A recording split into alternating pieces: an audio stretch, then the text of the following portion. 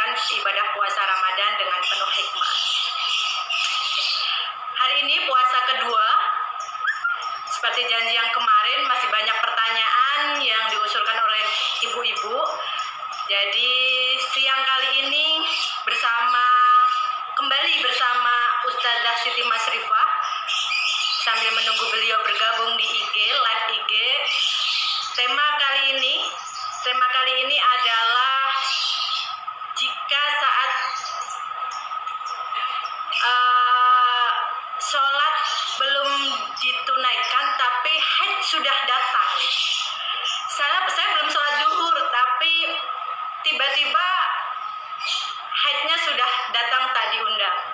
Itu pertanyaan dari salah satu pemirsa yang kali ini kita akan angkat menjadi tema sebagai sambungan dari tema tentang haid siang kemarin. Jadi sambil menunggu Ibu Siti Masrifah, mana beliau belum datang juga. Oke, ada yang komentar, waduh pembahasan haid salah masuk. Nggak apa-apa Mas. Laki-laki juga harus belajar tentang haid. Kenapa? Karena dia punya tanggung jawab terhadap istri dan anak-anak perempuannya. Jadi jangan dianggap bahwa belajar haid itu hanya untuk perempuan saja, bukan. Tapi para suami atau calon-calon suami soleh, dia juga harus punya pengetahuan untuk nanti diajarkan kepada istri dan anak-anaknya. Itu adalah kewajiban seorang suami. Nah, seperti yang disampaikan, seperti sahabat Hijratul Maghfirah, nggak apa-apa Kak, kali Pak Rizal pengetahuan buat istri perempuan dalam keluargamu ya. Betul sekali Mbak Maghfirah, gitu sobat saya. Oke, Mbak Siti Masrifah sudah hadir siang kali ini. Saya undang beliau.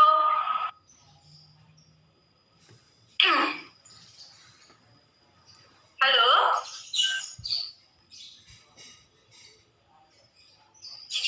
Masih menunggu sinyal.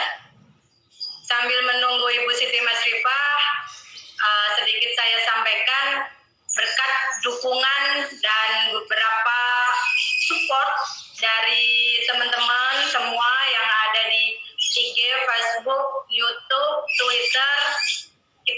Semoga kita bisa istiqomah sampai 30 hari ke depan menemani setiap siang Anda sambil rebahan, sambil lesehan, sambil menikmati kadang hujan, kadang panas, karena kita tetap di rumah aja. Masih menunggu Ibu Siti Masrifah? Nah, mungkin sinyalnya agak-agak kurang di sana. Nah, beliau gagal. Oke, saya undang kembali.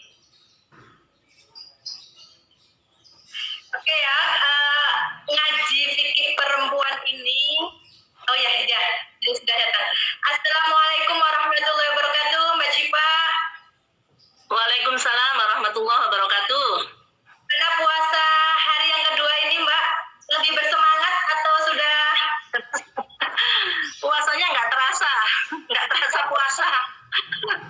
Inilah berhikmat ya, puasanya nggak terasa. Ya, alhamdulillah karena di rumah terus. Oh ya, karena di rumah aja. Kemarin episode pertama Mbak terkait dengan haid, apakah boleh membacakan? Ternyata banyak pertanyaan dan feedback dari teman-teman pemirsa yang terkait dengan haid, sehingga kita buatkan tema pada siang hari ini dengan tema kalau kita belum sempat menunaikan sholat wajib atau sholat fardu tapi haidnya sudah datang gitu. Nah, itu bagaimana hukumnya? Iya. Sebelum dijawab Mbak, saya menyampaikan dulu sebentar bahwa ternyata di IG ini banyak respon positif yang akhirnya pada banyak minta untuk live Facebook. Nah, saya mencoba untuk live Facebook, semoga ini berhasil. Saya sampaikan juga kepada teman-teman, selain bisa diakses live IG, materi kita kali ini bisa juga diakses di live Facebook, dan seperti biasanya akan saya tayangkan ulang kembali di IGTV, tentunya di @farida farika atau @siti masrifah nantinya, dan YouTube Farida Farida. Karena Ibu saja sudah siap dan lebih bersemangat, langsung saja. Monggo Mbak Cipa. Baik, terima kasih. Assalamualaikum warahmatullahi wabarakatuh. Kedengaran nggak suaranya? Wabarakatuh. Ya. Bismillahirrahmanirrahim. Syahrul Ramadan alladzi unzila fihil Qur'an hudal linnasi wa bayyinatin minal huda wal furqan. Di bulan suci Ramadan, alhamdulillah kita bisa kembali untuk ngaji fikih. Ya, alhamdulillah hari ini tetap lanjutan yang kemarin ya, sahabat Ida Farida. Ya, sahabat-sahabat yang mengikuti kemarin ini masih lanjutan, tapi ini babnya masih tetap bab mens atau haid ya, menstruasi atau haid. Dan hari ini alhamdulillah pertanyaan yang harus dijawab adalah bagaimana jika ini sudah masuk waktu sholat, tapi kemudian sebelum sempat sholat tiba-tiba datang tuh tamu tidak diundang, yaitu menstruasi atau haidnya. Nah, ini gimana hukumnya gitu? Ada beberapa pendapat ulama. Kalau Imam Syafi'i hubungannya dengan sholatnya ini apa perlu diqadha apa enggak, kan pertanyaannya begitu ya. Kalau Imam Syafi'i itu mengatakan begini, dilihat dulu karena sholat ini punya bentangan dan sholat ini punya syarat sahnya sholat. Apa syarat sahnya sholat itu? Ada 4. 1, dia harus muslim. Kalau muslim dia wajib sholat. Kemudian dia juga baligh, ya, sudah mencapai batas baligh. Kemudian dia punya akal. Orang gila nggak dapat kewajiban, walaupun mau mens bolak-balik, sholat nggak ada urusan. Kemudian masuknya waktu sholat, ada bentangan waktu di waktu sholat itu ada di Al-Quran dan juga ada di hadis Nabi. Kapan itu bentangan waktu sholat? Nanti ada penjelasan penjelasan khusus waktu sholat itu. Kemudian yang kelima, tidak ada udzur syar'i. Udzur syar'i itu apa? Ya, mens, kemudian nifas ya. Kalau orang melahirkan biasanya ada waktu nifas. Nah, itu tidak diwajibkan untuk melakukan ibadah sholat gitu. Nah, orang yang mendapatkan saat ini kita bahas udzur syar'i, ya, dia mendapatkan udzur syar'i atau mens gitu. Tapi masih dalam bentangan waktu sholat, karena waktu sholat ini kan panjang, dimulai di awal. Kalau sholatnya awal, afdhalus sholat, mendapat fadilahnya sholat ya. Kalau kemudian di akhir mendapatkan ampunan, kan gitu. Jadi selama bentangan waktu itu, kalau kemudian dia menunda nih, masih mengerjakan sesuatu, ternyata kan orang nggak tahu nih kalau mens. Kalau orang yang lain melakukan hubungan intim, mohon maaf, itu bisa diatur waktunya. Tetapi kalau mens itu kan otomatis ya, nggak bisa nunggu. Kayak kita ketika saat ini sedang berpuasa, biasanya perempuan itu paling nyesel kalau dapat tamunya itu sudah jam 5 lebih, ya, sudah menjelang maghrib, tahu-tahu dapat. Nah ini kadang-kadang ada yang bilang, sayang tak terusin aja deh puasanya. Nggak bisa, tetap aja dia sudah dihitung hutang satu puasa itu sehari, walaupun sudah mendekati waktu sholat. Nah ini juga begitu misalnya, kemudian dia diundur-undur, nggak menjalankan ibadah sholat, tapi kemudian datang mensnya. Nah ini ada yang mengatakan kalau di awal kan waktunya masih panjang, pasti dia, kalau Imam Syafi'i mengatakan ya harus diqadha memang waktu sholat itu. Nah kalau misalnya waktunya udah dapatnya kayaknya sudah maghrib deh. Saya tadi maghrib apa asar ya ini kayaknya dapatnya, ragu-ragu, dilihat lagi waktu pas dapatnya tadi, kira-kira masih kayak orang ikut jadi makmum. Ya, ikut jadi makmum. Jadi makmum itu dianggap 1 rakaat kalau dia dianggap bisa ikut jadi makmum kalau dia dapat 1 rakaat. Ya, jadi dianggap sebagai makmum kalau dia mendapatin sholat dari imam itu 1 rakaat, ada yang begitu. Ada yang mengatakan yang penting sudah. Halo, suara Mbak Ida hilang-hilang. Silakan Mbak. Ya, jadi begitu. Jadi menurut ulama Syafi'i itu dihitung kalau misalnya tadi ternyata saya masih bisa seharusnya sholat maghrib atau sholat asar gitu. Nah itu harus mengqadha. Nah sekarang dihitung lagi. Kalau dia mennya tadi dihitung pas waktu sholat asar ya dia harus menggantinya sholat asar. Kapan menggantinya atau mengkodoknya? Setelah dia mandi. Nggak harus nunggu waktu asar menggantinya. Boleh di waktu kapan saja, bisa segera mungkin. Sesegera mungkin setelah mandi. Iya, segera mungkin setelah dia mandi langsung dia menggantikan sholat yang telah ditinggalkan tadi. Ini ada lagi ya, banyak yang bergabung ya, alhamdulillah. Mbak Lia Jali bergabung juga di sini. Selanjutnya yang biasa nih orang suka ada yang ini jarang diketahui ya, kadang-kadang kita suka lalai juga. Orang yang pas suci setelah mens ini kan ya, dia suci setelah mens. Nah ini biasanya orang juga gitu, sucinya ini dilihat dulu karena ada juga kewajiban untuk mengqadha salat tadi. Gitu. Sucinya di apa ini? Kalau sucinya tadi di asar, dia hanya mengqadha salat asar. Kalau masih ada waktunya sucinya di asar, tapi dia nggak keburu nih. Mau mandi pas maghrib. Berarti kan dia harus mengqadha asar. Kalau asar sucinya dia nggak bermasalah karena langsung bisa mandi kemudian dia sholat. Tapi kalau kemudian ya kan, kalau dia kemudian sebelum mandi tiba-tiba sudah maghrib, ini gimana? Dia harus mengqadha yang asar.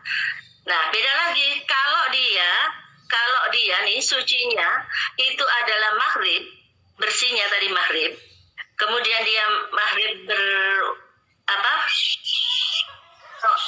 isya suci.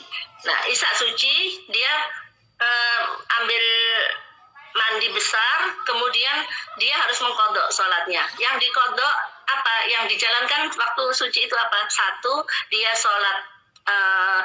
sholat isya dan mengqadha sholat maghrib. Kenapa? Karena dihitung semua sholat yang bisa dijama atau digabungkan di jama itu kewajiban bagi orang yang suci dari mens itu untuk mengqadhanya 2.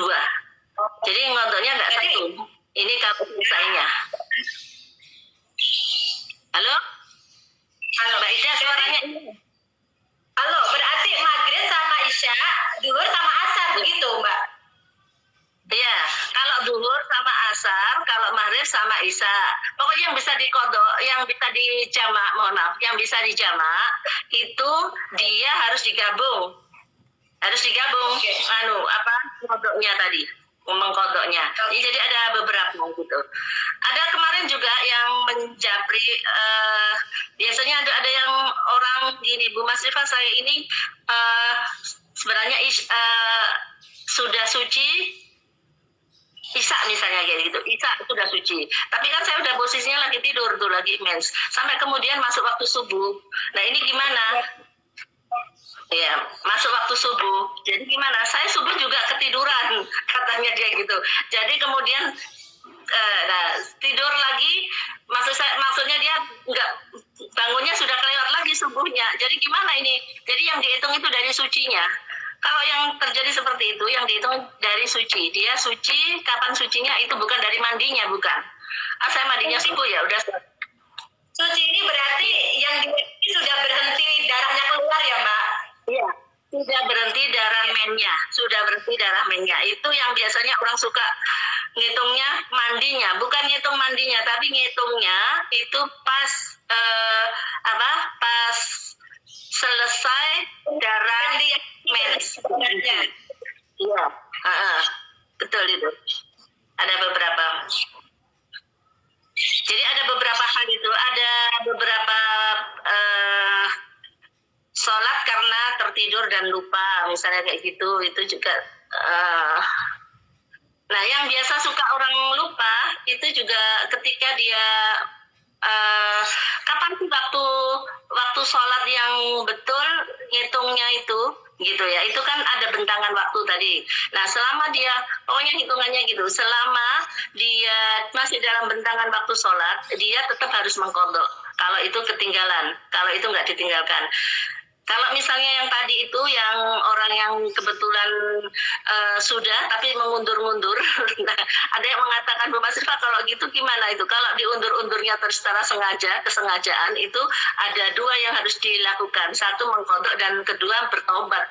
Karena dianggap itu berdosa meninggalkan atau melalaikan hitung darah hitung sudah suci tapi ternyata beberapa lama keluar flek lagi. Ini ada yang nanya tuh Mbak Icro ya. Jadi memang begitu. Menstruasi itu minimal itu ada yang mengatakan 1 tetes karena istri Rasulullah waktu melahirkan itu hanya 1 tetes darahnya itu.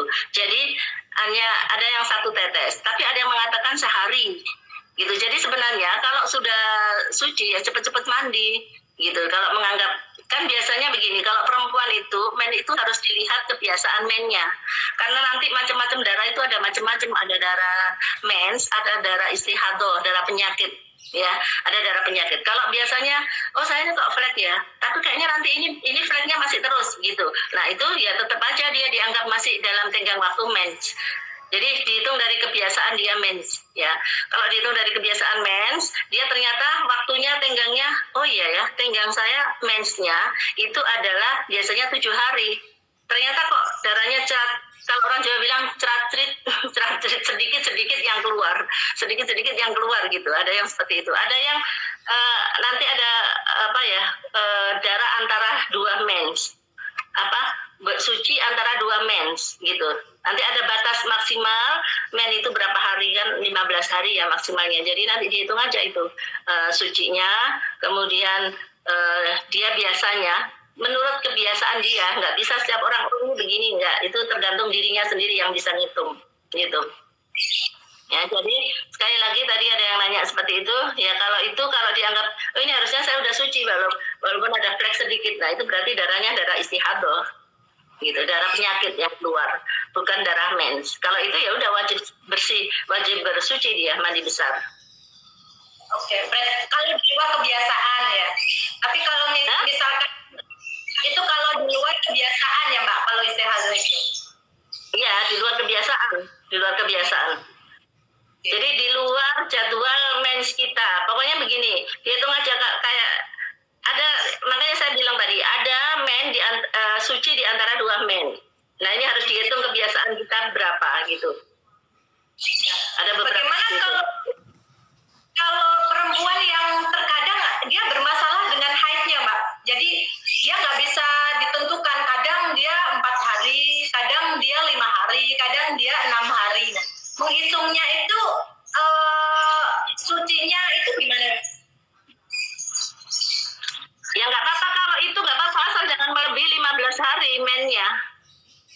Jangan melebihi 15 hari mennya. Berarti itu masih dalam situasi normal orang mens gitu. Jadi kalau dia 4 hari kan nggak juga, kadang-kadang ya maksudnya nggak jauh lah antara 4 biasanya 7 hari gitu. Tapi kalau ada yang 15 hari juga ada yang panjang waktunya, asal jangan melebihi. Kalau melebihi dari 15 hari itu dihitung darah istihadah gitu.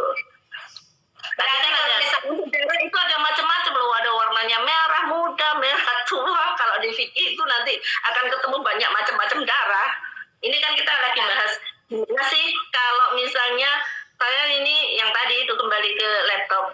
Kalau saya ini mens, tapi ternyata saya harusnya waktunya sholat. Gimana? Saya wajib nggak mengkodok? Nah, ini diharuskan mengkodok waktu yang hilang.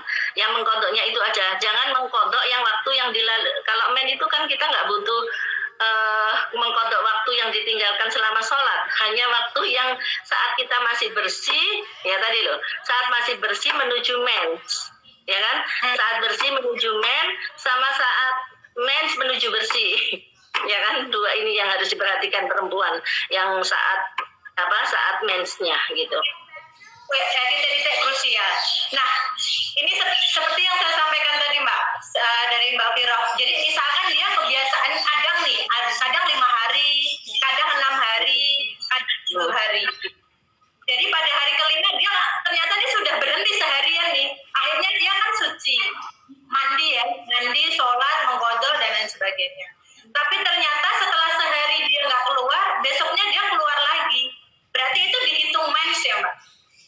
masih dihitung mens. Masih dihitung mens selama masih tenggang waktu 15 hari yang pertama tadi ya. 15 hari yang pertama. Jadi dihitung 15 hari pertama. Selama itu, jadi tadi ada mens suci di antara 2 mens atau bahkan 3 mens ya. Itu selama masih 15 hari waktunya, itu berarti dia masih kondisinya mens. Jadi ketika dia suci ya suci. Ketika dia keluar lagi ya dianggap masih mens. Itu lanjutan dari yang mens pertama tadi. Ini kalau yang bermasalah kayak begini nih tanpa perlu melihat jenis darahnya, Mbak. Misalkan dia memang rutinitas haidnya dia nggak teratur misalkan. Jadi kadang 10 hari, kadang 13 hari, kadang 7 hari gitu. Jadi nggak bisa di kebiasaannya. Nah, kalau melihat kayak kalau yang dia hari ataukah perlu menentukan jenis darahnya, Mbak, melihat darahnya. Karena kan agak susah ya melihat jenis darah itu ya. Iya, iya. Dilihat aja biasanya kan kita ketahuan ya antara darah haid dengan darah penyakit. Biasanya kita akan ketahuan mana yang darah haid dan mana darah yang darah penyakit itu. Biasanya akan ketahuan. Kalau di kita waktu belajar fikih soal bab haid itu sampai di gambar itu ditempel-tempel di buku. Ya saya ingat banget. Ditempel di buku, oh ini darahnya darah muda, darah tua, setengah tua, tua banget. Nah itu sampai segitunya begitu. Tapi kan kita tahu tuh, oh kalau saya biasanya darahnya seperti ini nih warnanya. Tapi kalau itu udah berubah warna, kan kita juga curiga ini kok darahnya berbeda ya seperti biasanya. Nah itu baru kemudian berarti itu dianggap ya baru itu diijtihad lagi ini darah apa ini yang kedua ini gitu. Jadi harus benar-benar mengenali diri kita ya, harus benar-benar mengenali darah apa yang kita keluarkan ya Mbak ya. Apakah itu kebiasaan atau kebiasaan? Iya.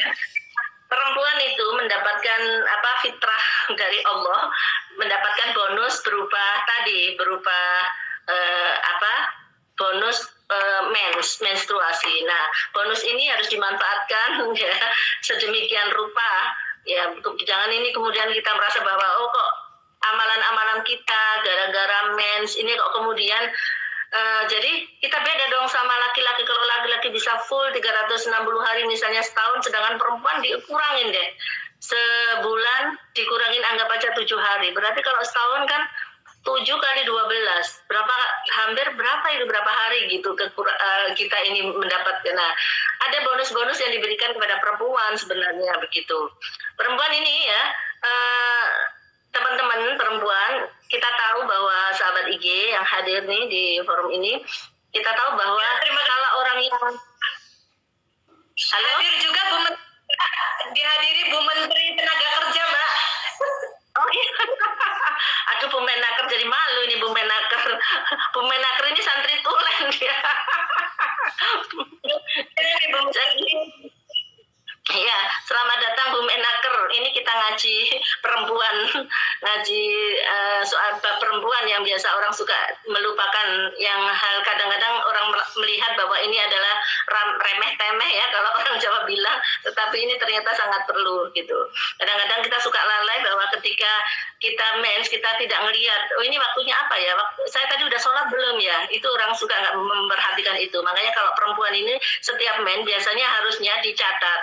Kita ambil kalender, kemudian kita buka kalender itu kita kasih tanda biar tahu kebiasaan kita mens itu kapan. Kemudian oh tadi ini kok kayaknya saya kurang ya, ini sayanya harusnya tadi sholat ya, kok saya nggak sholat ya, oh berarti tulis nih hutang sholat apa gitu. Nah nanti ketika kita sudah bersih, sudah suci, nah langsung sesegera mungkin kita harus mengqadha karena menurut Imam Syafi'i memang sholat yang ditinggalkan secara sengaja itu wajib diqadha gitu. Ada sih memang ulama lain yang mengatakan bahwa kalau nggak sengaja itu nggak boleh diqadha. Tapi kita kan di sini mayoritas madzhabnya madzhab Syafi'i yang kita ikutin ya gitu.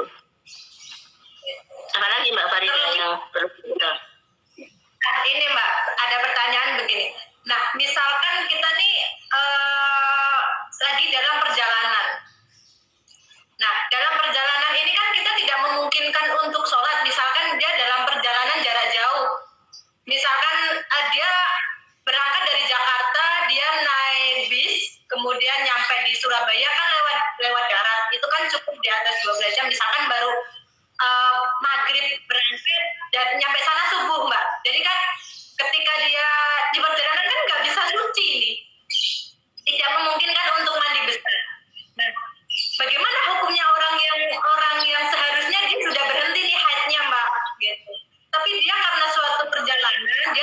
memungkinkan untuk bersuci, yang akhirnya meninggalkan banyak sholat gitu. Nah itu bagaimana hukumnya? Iya, tetap itu kalau Imam Syafi'i tetap harus dikodok semua yang ditinggalkan tadi. Jadi setiap dia bersuci, tadi kan sudah saya sampaikan di awal bahwa orang mens itu bukan dihitung, dia itu kewajiban sholatnya bukan dihitung dari ketika dia bersuci. Tidak ya. Jadi sekali lagi saya sampaikan teman-teman sahabat-sahabat IG perempuan yang ikut hadir di forum ini bahwa ketika kita sudah bersuci, mandi besar, itu sudah punya kewajiban ngitung tuh. Tadi seharusnya saya ini sudah nggak keluar darah ini jam berapa?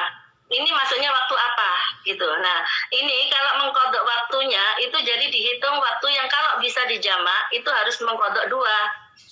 Nah, ini ya mengkodok 2 waktu ya gitu. Apalagi ditambah satu lagi subuh, berarti kalau seandainya dia harusnya sudah sucinya itu kemudian isya misalnya ya, isya berarti kan dia harus mengkodok maghrib, isya, harusnya begitu kan. Tapi kemudian dia terlewat juga karena nyampainya ternyata subuh nih, baru nyampe. Nah berarti kan dia juga harus kalau sholat subuh ya gitu. Jadi 3 pas nyampe itu dia harus mengkodok. Jadi sholat subuh sama sholat isya dan sholat maghrib ini ada 3 begitu. Berarti harus yang diyakini ketika dia memang meyakini sholat saat itu berhenti darahnya, meskipun dia belum mandi, saat itu juga dihitung dia berhutang sholat. Jadi setelah suci dia mulai rapel ya Mbak? Iya, harus dirapel semua. Nah, inilah pentingnya kalau orang cewek itu agak-agak ribet. Sekarang kita dimudahkan dengan handphone ya. Jadi di handphone ini kan ada kalender nih, ada kalender. Setiap mens harus ditulis ini. Bersyukur yang udah nggak mens lagi, nggak usah ngeributkan mau ganti kodok sholat waktu mens gitu. Jadi kalau mens perempuan yang masih produktif ini terutama ya masih produktif itu memang kita harus begitu perempuan ini setiap kita mendapatkan mens itu memang harus sebaiknya memang disuruh dicatat untuk mengetahui. Nah ini banyak banget sebenarnya kegunaannya itu untuk apa? Ya untuk tadi untuk mengetahui bahwa ini darah ini nanti darah mens apa darah istihadah misalnya kayak gitu. Karena kita tahu kebiasaan kita, mensnya sekian hari, kita ini sukanya ada mens terus ada bersih di antara 2 mens kan begitu kadang-kadang gitu. Jadi ada beberapa hal yang memang kebiasaan yang harus diri kita sendiri yang tahu begitu. Halo, Ternyata kita ini hampir siapa aja yang hadir? Hah? Kita sudah di penghujung waktu Mbak, sudah di Iya. Iya, sudah bersih sampai 1 hari. Nah, habis itu kayak masih ada darah, itu masih dihitung mens. Terus kadang akhirnya aku males-malesin deh nunggu sampai 7 hari. Ini siapa nih yang bertanya? Ada kata-kata itu tapi nggak tahu siapa itu. Hah? Oh, Mbak Mafiro lagi ya. Halo. Ya ini yang nggak boleh itu. Biasanya suka begitu. Nunggu akan saya biasanya 7 hari begitu. Kan menurut Imam Syafi'i itu kan darah mens itu kan minimal itu kan sehari. Jadi kalau dia suci, bahkan ada yang mengatakan setetes. Ya, itu kalau memang dia sudah suci, itu cepat-cepat bersuci. Lalu kemudian kalau datang lagi ya kita nggak sholat lagi, kita dapat bonus lagi dari Allah gitu. Mbak, berarti sebagai penutup nih. Sebagai penutup. Ya. Ketika kita biasanya kadang 5 hari, kadang 6 hari, kadang 7 hari. Nah, ketika suatu saat berhenti pada hari kelima, terus kemudian baiknya kita langsung suci ataukah menunggu?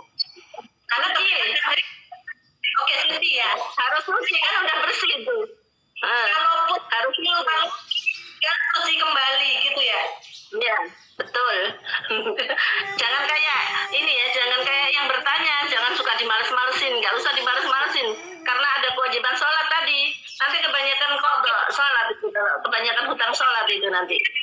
Kalau memang kalau kita perempuan ini kalau mens itu sholat selama kita mens itu tadi sholatnya nggak dikodok, itu udah rukhsahnya yang diberikan oleh Allah kepada seorang perempuan. Tetapi yang menjadi kewajiban itu adalah ketika dia dalam keadaan suci, kapan sucinya itu aja harus dihitung, ya kan? Sucinya kapan? Ya itu kalau dia sudah bersih, dihitung lagi. Saya ini sucinya apa ya? Subuh. Oh berarti dia aman, cuma sholat subuh doang, ya kan? Tapi kalau sucinya maghrib, berarti dia harus juga mengkodok sholat Isya. Tapi kan kalau maghrib Isya otomatis kita sholat, ya kan? Tapi kalau Isya sucinya, maghribnya ini yang biasanya juga orang melupakan itu. Jadi maghribnya juga harus dikodok gitu. Yang gini, jadi kalau gimana batasnya orang? Tadi kan ada kesimpulan ini ya.